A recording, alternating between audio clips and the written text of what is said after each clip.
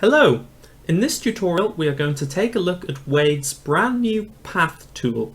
So the first thing I'm going to do is add a scene object, just a plain old square, we don't need anything fancier for this. And I'm just going to save. I save very frequently in all my projects. Now suppose at the start of the scene you want this square to move from the left to the right, so we'll just go to the properties. We'll set the x coordinate to -200. Now if you want to move it, we're going to have to go to functions, and in the onAddToScene function we will have to do this. This dot move to, then we specify the new x coordinate, the new y, and the speed we want it to move. We'll try 100. And we'll save, and we'll click run. Now there we go, we see the square moves across, and that's kind of okay for a simple example, but what if you want it to follow a complex path? That is where the brand new path tool comes in. So let's remove this behavior, so I'll just remove that, run it again, we'll see our square will stay here. Good. So you'll notice we have this new path button now on the left, just below new scene object. So I'm going to click that, and we get a node. Now, this is a bit like keyframing. If you've ever done any animations, you can lock objects to follow a path. So I'm just going to move this node somewhere to the left. I don't care exactly where. To create another new node, you can either click new node down here or just press N on the keyboard, and it will get created where your mouse cursor currently is. So we want it to move from the left to the right. We could specify position precisely, but it's not necessarily just for this tutorial. Sorry, not necessary for this tutorial. So we're just going to save, click run, and now we see nothing happens. Now why is this? Well, obviously we have not linked our object to our path. You might have multiple paths, you might want to change which one is linked when, so you have to do that yourself. Now in the scene object, if we go to properties, I'm just going to call this square, I don't like it being called scene object 0. We now have a path field, so if we enter the name of the path, which is just path_0 by default, again you can change this to anything you want. There we go, we click save, now our square should follow the path. Whoa, that is quick. So to change that, let's go to the path, and let's go to node 0, duration 3 seconds, and let's run that. Very, very nice. Now, position is not the only property we can animate. We can animate the rotation, the size, and the opacity, so we can make it fade in and out. I'll just do the opacity for now, so if it starts at 0, in fact I'm surprised the default for that is 0, and it goes to 1, it should fade in, so we'll try that. There we go. Now, as well as this, you can make it fade in more at the start of the movement or more at the end. So at the moment it fades in linearly. That means when it gets to the middle it's going to be at 0.5 opacity. When it gets to here it will be 1. Now you don't have to do that. We have this no easing thing. So if we go to this, actually sorry, we need to be in node 1 here. Sorry, node 0. Programmers count from 0. And we can say ease in or ease out, whatever we want. So this means that it's going to become a lot more opaque at the end as there are more points closer together. So we just do this, it fades in gradually, and then it very quickly becomes solid. Now of course this is also fading the speed, so it's going to slow down when it gets to the end, so it goes fast and it slows down. And you can also do ease in instead of ease out, so we go slow, then we speed up and stop.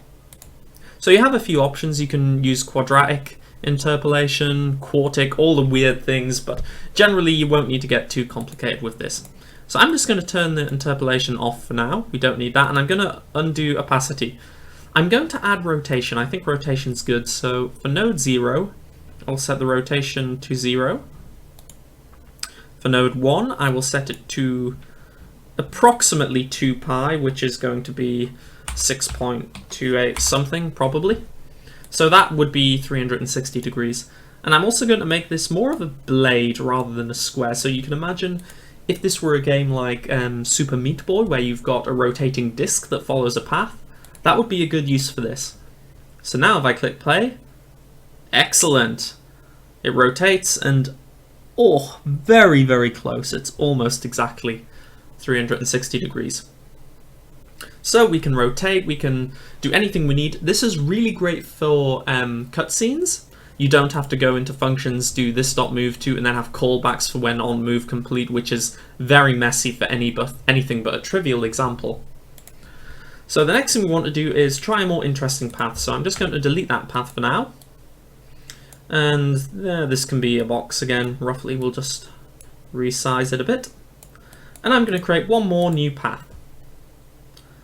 So if I click new path, we get our node again. I click N on the keyboard, drag to here. So in this example, I am using it a bit like a rotating disc in Meat Boy, or sometimes in Mario they had similar things. Now I'm just going to put another node on top of the starting node, or almost. It'll be pretty close. Obviously, if you were doing this in a real game, you would have very precise values here. I'm just doing this for a tutorial, so it can be quick. So if we hit play, we see everything goes correctly. Now obviously this is a shorter distance, so you might want to turn the duration down a bit. So let's have a look. It moves very, very quick, very, very slow there. So I think we're going to set the duration for these sides at 0.5, so we can do that. And we'll do it for node 3 as well. Let's have a look. That's better. Now it's still slower, but obviously we can make it the same speed. I'd rather actually slow down these a little bit, so let's change that to 1.5, and let's change this long bit to 1.5 as well. So I click play.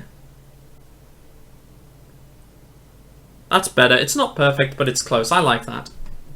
Now, of course, the problem you may have noticed is it stops when it gets to the end. This is quite easy to fix.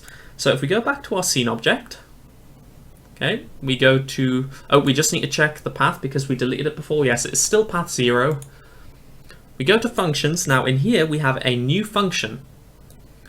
And we just need to scroll down a little bit. On path node. Now this receives two properties. It receives data.path, which is just lots of information about the path it's following. And it receives data.nodeIndex, which tells you what index you are currently at.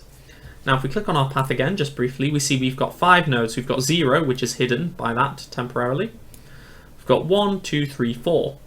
So 5 nodes, 0 to 4 on the indices. So if we go back to our scene object, to functions, and to onPath node, we can do the following. So we can do if data.nodeIndex equals 4. So in other words, if we've got to the final node, we can just do this.setPath, and once again we can enter a path name. So path _ 0. So hopefully when we run, once we get to the end node, it should start again, and because the starting node and the final node are in the same position, we see it happen again. I think it's moving faster along the top than it is the bottom, am I right? Or is it an illusion? Let's have a look. Let's just move this node 0. Yes, I thought so. 1.5. I must have hit 4 by accident, did I? Yes, that needs to be 0.5. Actually, that's irrelevant because no node comes after 4, so this value is completely irrelevant. It doesn't matter. We'll just put that back there. Now our square moves in a path, and it will keep going. And of course you can have way more complicated paths than this. You could just have completely crazy zigzag path. And again, there are many uses for this. The Super Meat Boy example is the best one I can think of now. We have a space shooter game where there's different waves of enemies come in and they have to follow a path. So if you want enemies to follow a path, you could do that. It's all very simple. And I think I'll do one more quick example with rotation. Now I've not done this, so this could be a bit interesting, but my idea is I want it to rotate as it gets to this corner. So let's have it rotating the whole way. So it's going to rotate 90 degrees on each of these lengths. 90 degrees is pi by 2. Okay, we'll just have it rotate 180, otherwise it's going to be complicated. So we start at 0. We get to 1, we want to have rotated by a radian, or pi, 180 degrees here. So 3.141. There we go, rotation. Another one on top of that, which will be 6.28, like we had before. There. And then we want to add to that. Okay, I'm not going to get this exactly, we'll just do it roughly here. Somewhere close. And then we'll have this at, we'll just go for 12. That should be somewhere in the right ballpark for what I want to do. Let's have a look. Whoa! Look how fast it is. Again, you would have to apply smaller rotation for the shorter lengths to make it look equal. But I'm quite happy with that. So there is the new path tool. Greatly reduces your reliance on the move to command, though. That is still useful. But in a lot of more complex cases, I think this is really going to be good. So hopefully this has been helpful. If you have any questions, ask in the comments below or ask on our forums at www.clockworkchili.com, etc. So thank you very much, and that's the path tool.